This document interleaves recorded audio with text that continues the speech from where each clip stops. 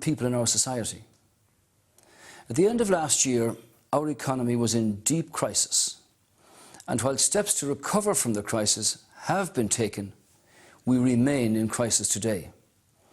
I would love to tell you tonight that our economic problems are solved and that the worst is over. But for far too many of you, that is simply not the truth.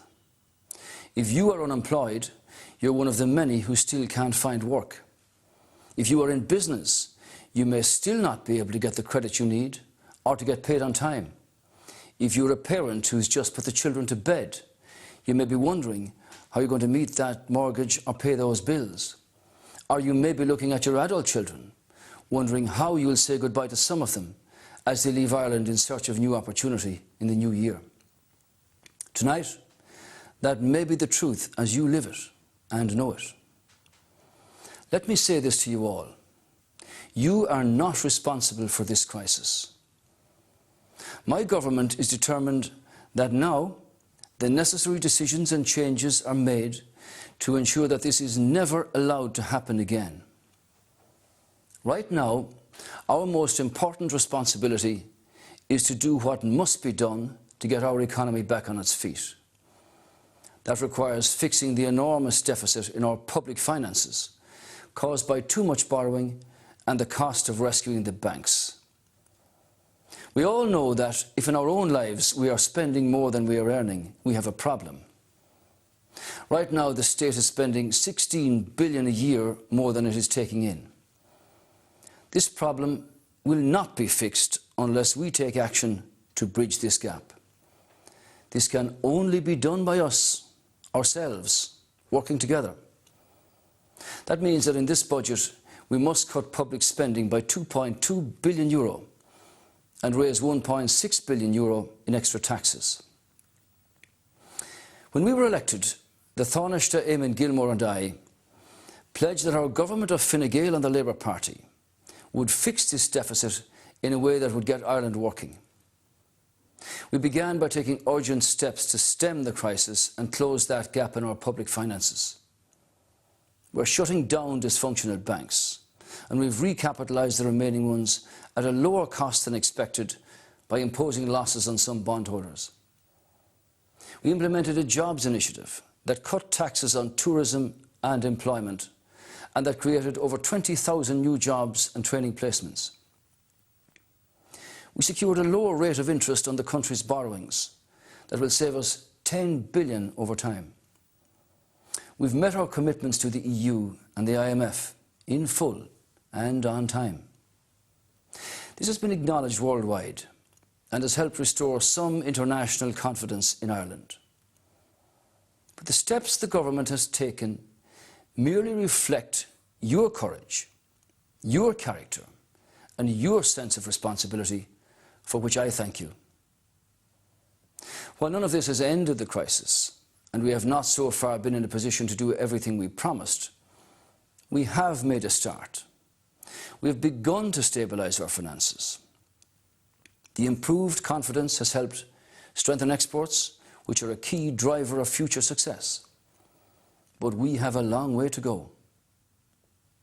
This week, we will introduce a budget that will build on those first steps towards recovery. This budget will be tough. It has to be tough. It will move us towards a manageable deficit of 3% of our GDP by 2015. But getting the deficit under control is just a means to an end. The main purpose of this budget and of our 4-year strategy is the creation of jobs for our people. Jobs are central to this budget because work plays such a central role in our lives. Work provides focus. Work gives us independence. Work gives our families hope and confidence. I get to meet lots of people in this job. A woman in Limerick, whose husband had found work after being on the live register for months, told me recently he did not just get back his job, he got back his dignity. Once more, he felt he was making a real contribution. We won't be able to create the jobs overnight. It will take time. But by 2015, I want to see our deficit under control and real growth in jobs. We are not able to do all we would like to in this budget because we simply can't afford to. We have had to postpone some really good projects, like Metro North, for example. But this budget will be a jobs budget in two ways. Firstly, by putting our public finances back on a sound footing. As our deficit moves to sustainable levels, investors will start regaining their confidence in Ireland and credit will be made available at better rates. This means businesses will be able to start borrowing, expanding and hiring again. And secondly, the budget will include a series of targeted measures specifically designed to create jobs and get people back to work. It will include, among other initiatives, a new system of loan guarantees, which will enable banks to resume lending, and a new microfinance scheme, which will help people to start their own businesses. This will allow small firms to take on 1 or even 2 new employees, new jobs to create new incomes, to assist the economy on the path to growth and confidence. To make sure we keep as many jobs as we can, to make sure you get to bring home as much as you can, and to make sure you know where you stand with your wages, to give you some certainty for the year ahead, we will leave income tax untouched.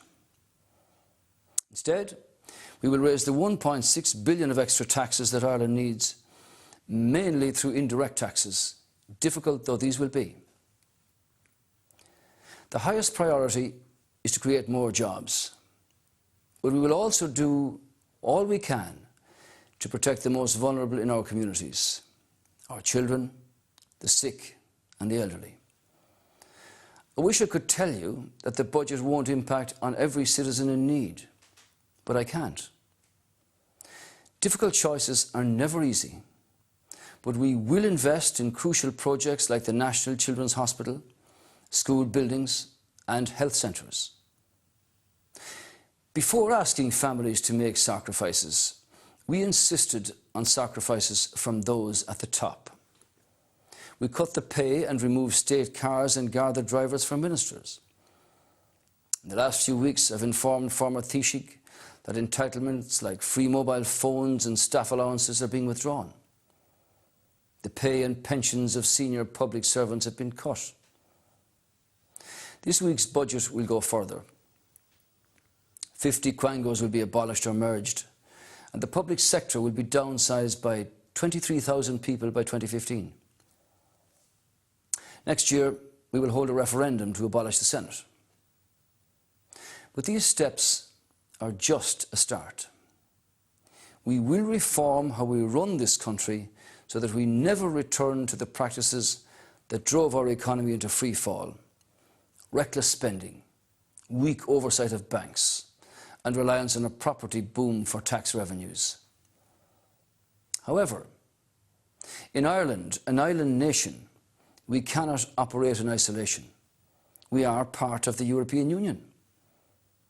All the changes we undertake ourselves are set against the backdrop of continuing uncertainty about the future of the European single currency. Let me be very clear. Ireland supports stronger economic governance throughout Europe, and particularly in the Eurozone. In fact, the Irish people are paying the price now for the absence of such rules in the past. European leaders must make, and more importantly this time, must implement clear decisions this week to prove our shared determination to protect our currency. Otherwise, international confidence and investment in Europe will continue to fall. So in these negotiations in Europe, I will work to achieve a positive outcome for our country, one that ensures and protects our economic security. Firm action will help to restore confidence throughout Europe and here at home. In outlining the government strategy with you tonight, I do not for a moment want to make it sound simplistic or painless. It is not. We are on a four-year path to recovery. This, our first budget, is a necessary step, but it will include cuts to many worthwhile projects. It will also raise some indirect taxes, which will be hard for many people. The truth is, our economy remains fragile, and it will take us several years to recover fully. While the creation of jobs will be at the centre of our plan, I am painfully aware this will not happen quickly enough for many who are out of work today. It will take several years to create the numbers of new jobs we need. But over the last months, we have made a start towards more jobs, towards more opportunities, towards renewed confidence. A start towards a country where our young people can stay at home to build their future here rather than moving away. A start, in essence, towards getting Ireland working again. That's the commitment the Taoiseach and I made to you when you elected us. And that is the commitment we are working to deliver each and every day. And respect. All around Ireland, I meet people who want to play their part in achieving these goals. I meet young people, students and business people who are full of ideas, energy and optimism. I want to enable them and thousands others like them to achieve their full potential. I believe government, being honest and open and working with the people, will meet and beat the challenges that we face.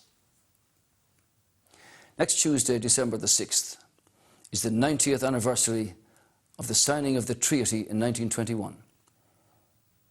Just as our fledgling state made its difficult way to becoming a republic, I believe with all my heart that we, the Irish people, can now make our way to recovery, to prosperity, and to the fulfilment of the dreams of our